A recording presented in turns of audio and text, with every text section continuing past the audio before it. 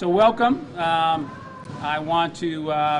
pleased to announce today that Naismith Basketball Hall of Fame has received a $3.7 million shuttered venue operator grant from the Small Business Administration.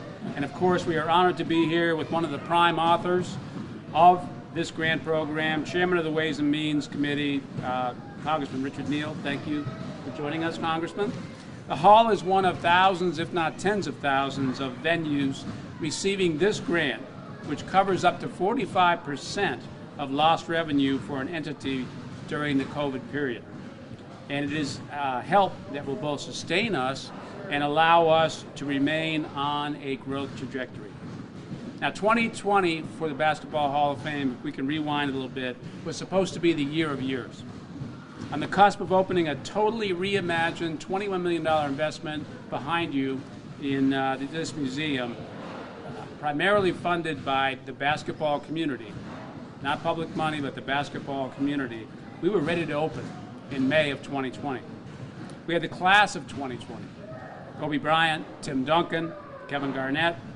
We were to launch a beautiful commemorative coin, and I know some of you are here for that, that would honor and benefit the Naismith Memorial Basketball Hall of Fame, a project that Congressman Neal and his staff were so very involved with in helping us navigate that through Washington. But who doesn't love basketball? And that's why this coin was introduced and was a worldwide opportunity, but COVID kind of knocked that off a little bit.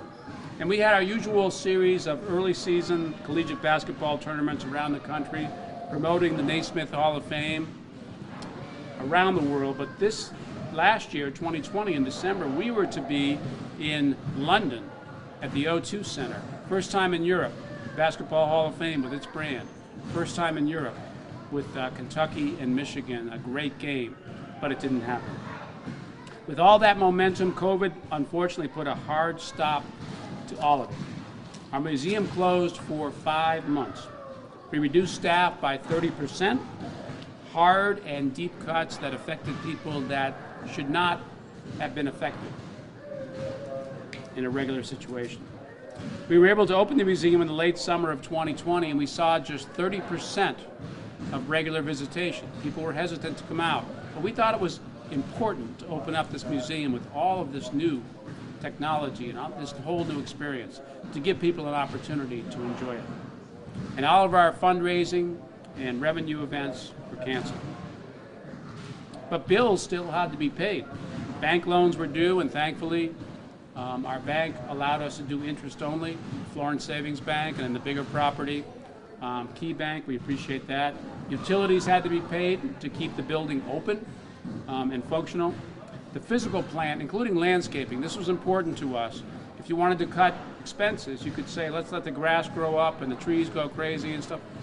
This is an iconic imagery of Springfield. We didn't want to make that happen. We made investments in protocols for staff and also visitors, for those early adapters that wanted to come in. You see that around the museum. We had a totally re-engineered air handling system here that circulates 100% of the air every hour against airborne particles. That was an investment we made, all with no revenues coming in.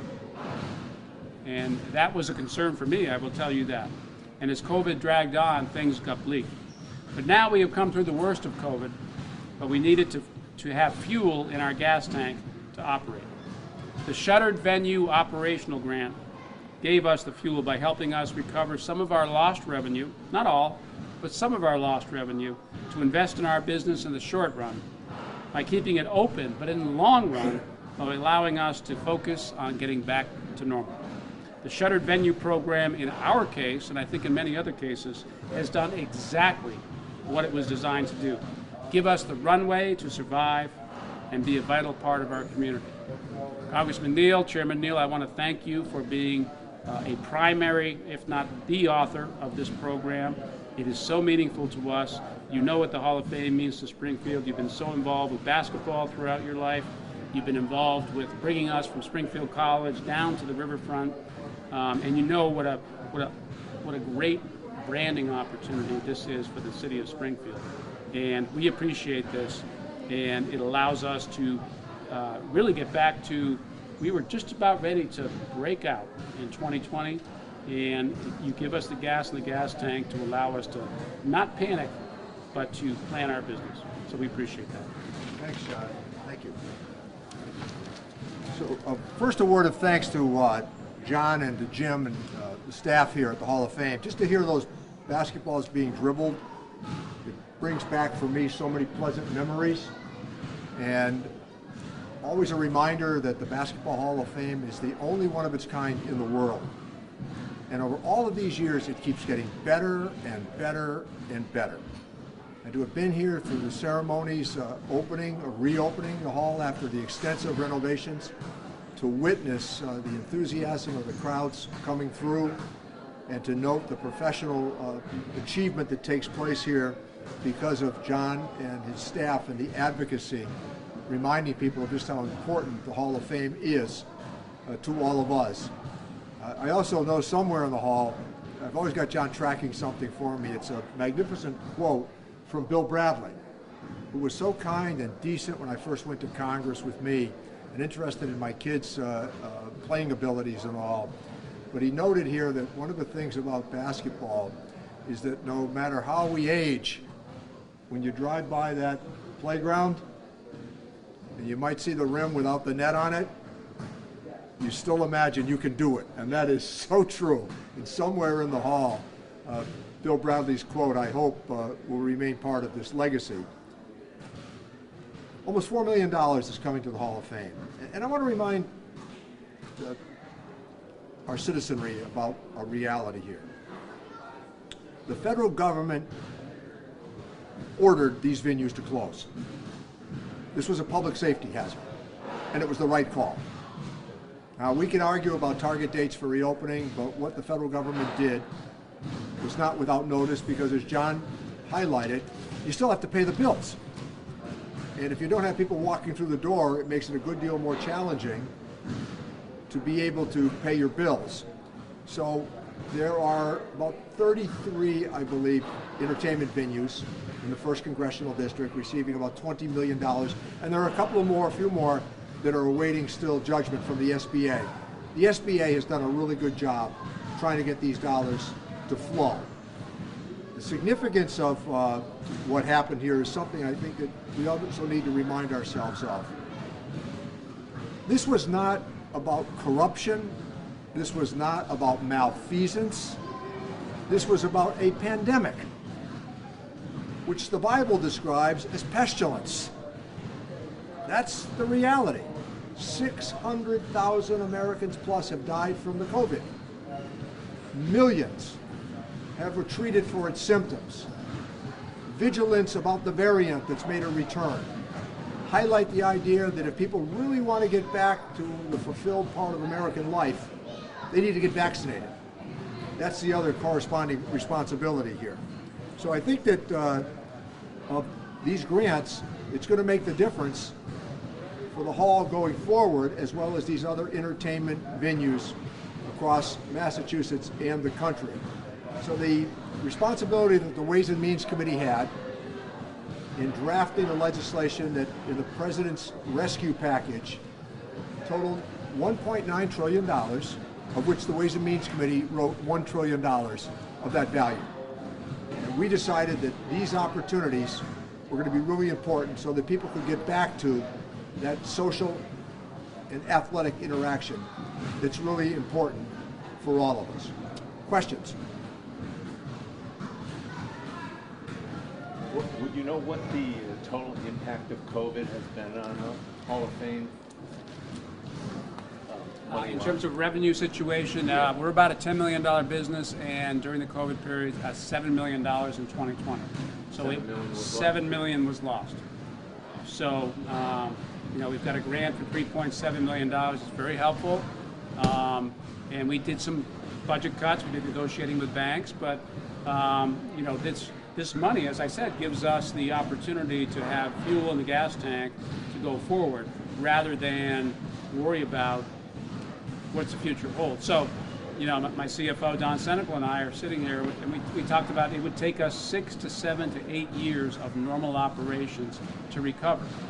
But today, because of this grant, we are able to stabilize our business and think about going forward and welcoming all these people you see behind you here. So this is exactly what I think this bill was, and this grant was assigned to do, was to strengthen these opportunities for these type of venues. And we're a big part of economic development in Springfield. I mean, people visiting, coming to restaurants, staying in hotels. So we take it very seriously, and we appreciate the grant. The other thing, just the medal that we established for the Hall celebration, I've had some exciting moments in my career, but that was one of the best ones in Philadelphia. Oh, the stamping of the coin. The coin was stamped. It was really a neat undertaking, and it was at that time the only one of its kind in America. How has visitation been this year at the Hall of Fame? Oh, I'll tell you what. Thank you for asking, because it has been terrific. We're up about 33% versus 2019, not last year, but back to a regular year. We are, thankfully the grant has allowed us to do some marketing to bring the business back here. So we're very pleased about that. You don't invest $21 million in a museum and then not tell people about it. And we want people to come here to Springfield and enjoy, the birthplace of basketball. The feedback has been terrific, and so this is if we didn't have the feeling that we would have this shuttered grant opportunity, we'd probably pretty much turtle out and say, we're not going to invest in marketing and getting all these people here. But that's not the point of this grant. This grant is to say you're going to get back to some semblance of normal and run your business so that not in 6 or 7 or 8 years, but in 1 year you're back to normal. And that's what we think we're, as I said, we're a very important part of economic development here. This is a punctuation point for Springfield. Is this, of the 33 venues that you mentioned in your district, is this the largest amount funding-wise? I think it's the largest amount, yes. Yeah. Yeah. But small venues, like I know like the Mohawk got some money as well. Well, he got money, but even the Agawam Senators received money. And John just acknowledged it's not necessarily replacement revenue, but it certainly gives you a bridge to cross. Thank you. That's it. Could